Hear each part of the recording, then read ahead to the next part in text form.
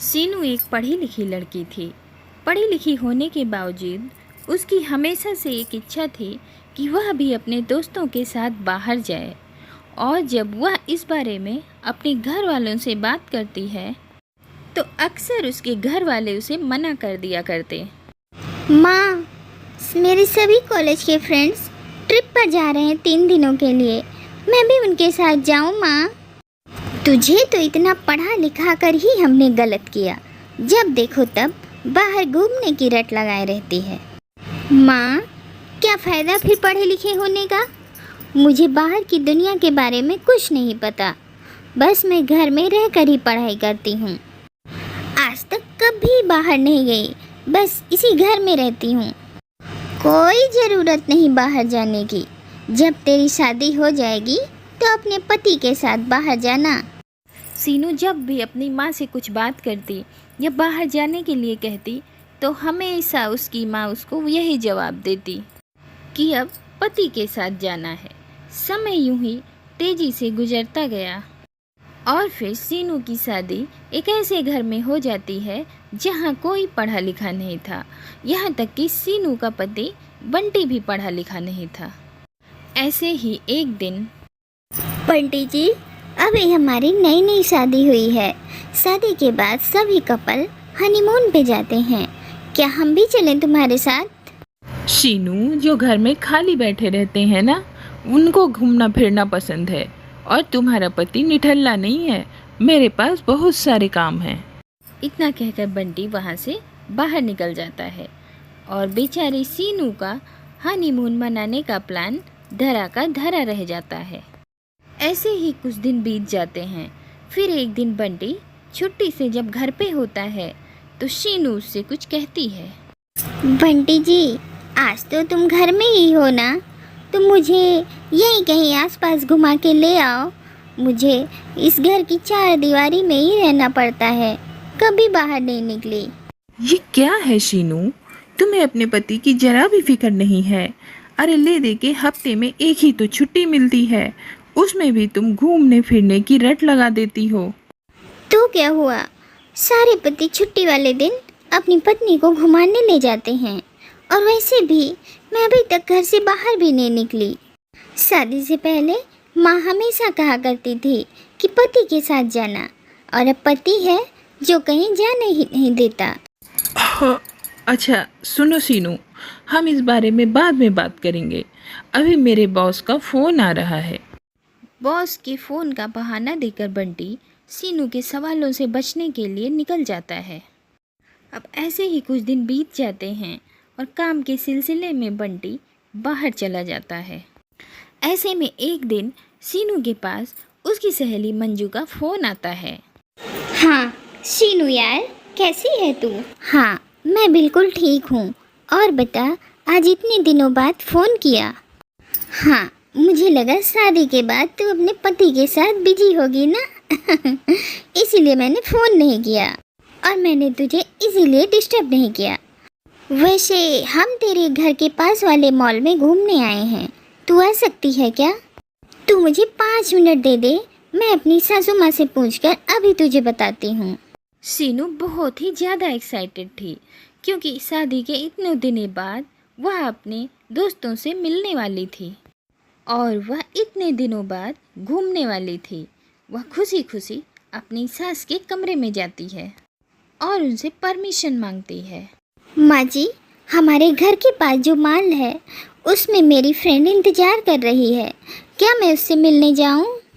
अरे बहू, आज से पहले कभी मॉल गई है क्या?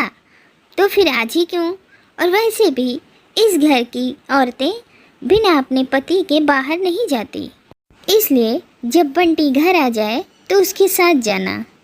पर माँ जी, बंटी जी तो शहर से बाहर गए हैं।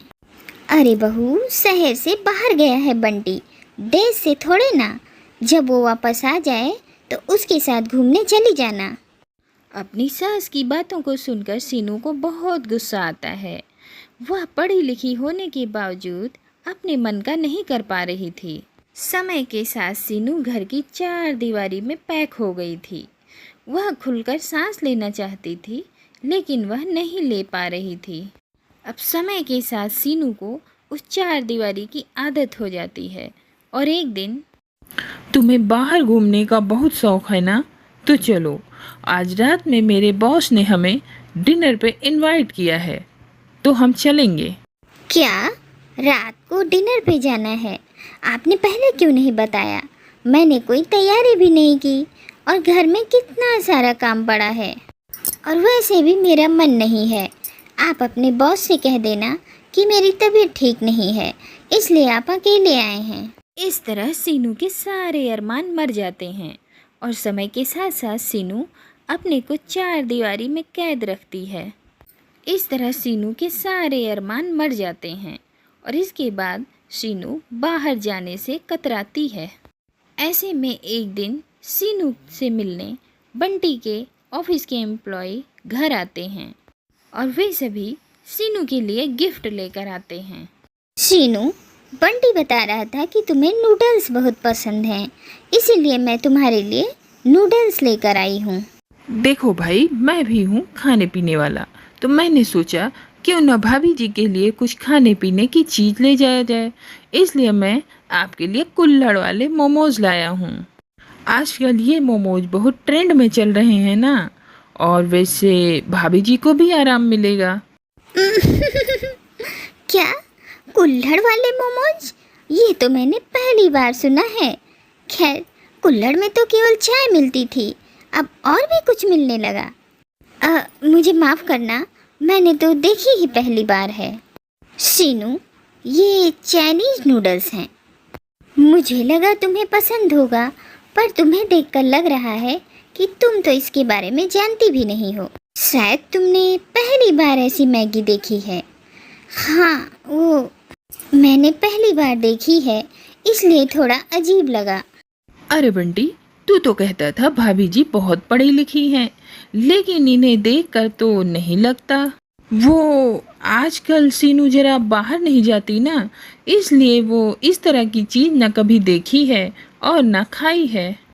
बंटी की बात सुनकर बंटी के दोस्त को बहुत बुरा लगता है कि एक पढ़ी लिखी लड़की किस तरह घर की चार दीवारी में अपनी ज़िंदगी काट रही है और इसीलिए वह बाहर मूवी देखने का प्लान बनाता है। बस क्या भाभी, आपने तो देख ही लिया। बस मैं क्या सोच रहा था, क्यों ना आज शाम को हम सब मूवी देखने चलें? क्या ऐसे अचानक, वो भी बाहर मूवी? नहीं नहीं, घर पे बहुत सारे काम हैं, माँ जी नहीं जाने देंगी। अरे भाभी, आप माँ जी की चिंता क्यों करती हो? वैसे भी आप अपने पति के साथ बाहर जा रही हो, और वैसे भी आपकी सास तो यही कहती है ना कि बाहर अपने पति के साथ जाना। क्यों भाई, तू तैयार है कि नहीं? हाँ हाँ, क्यों नहीं, बस 2 मिनट दो, मैं अभी तैयार होके आता हूँ। अगर ऐसा है तो 10 मिनट बाद बंटी और सीनू मूवी देखने के लिए तैयार हो जाते हैं, पर जब थिएटर में सीनू जाती है तो वह बड़ी ही अजीब हरकतें करती है। अरे, यहाँ कितनी सारी कुर्सियाँ हैं और कितना अंधेरा भी। अरे, सामने देखो कितनी बड़ी टीवी लगाई है। बड़ा मजा आ रहा है सबको देखकर। अरे, ये क्या? यहाँ तो सबके हाथ में पॉपकॉर्न है। ये सब तो मैंने सिर्फ सुना था, आज पहली बार देखा है। बड़ा मजा आ रहा है। शीनू, तुम चुपचाप बैठी रहो, क्यों मेरी बेइज्जती करवा रही हो? अरे तुम्हें देखकर कोई भी नहीं कहेगा कि तुम पढ़ी लिखी हो। बंटी भाई, भाभी को डांटने का कोई मतलब नहीं। अगर भाभी ने बाहर की दुनिया देखी होती तो वो आज इस तरह की हरकत कभी नहीं करती। ये सारी की सारी गलती तेरी है। अपने दोस्त की बातें सुनकर बंटी को भी समझ में आ गया था कि वह कितना गलत कर रहा है कि अपनी पढ़ी लिखी बीबी को घर की चार दीवारी में कैद करके उसको गंवार बना दिया।